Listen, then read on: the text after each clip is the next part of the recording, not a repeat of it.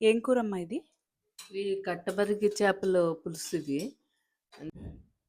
ఎలా తయారు చేస్తారు ఇది?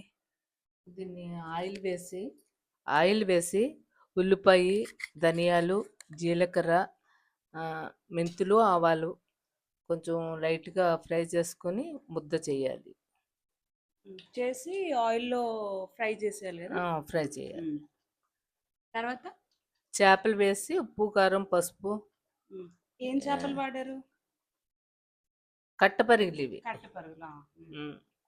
వేసిన తర్వాత ఈ చేపలు కూడా వేసి తర్వాత ఉప్పు, కారం, పసుపు, ధనియాల పొడి, జీలకర్ర పొడి వేసుకుని కొంచెం చింతపండు పులుపు వేయాలి. చింతపండు ఎంతెయ్యాలి?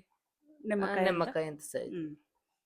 వేసి రసం వేసి బాగా ఉడకనివ్వాలి. లాస్ట్‌లో ఏంటి అవేసి లాస్ట్‌కి లైట్‌గా కొంచెం మంచి రుచి రావాలంటే చేపల పులుసుకి లైట్‌గా కొంచెం బెల్లం వేయాలి.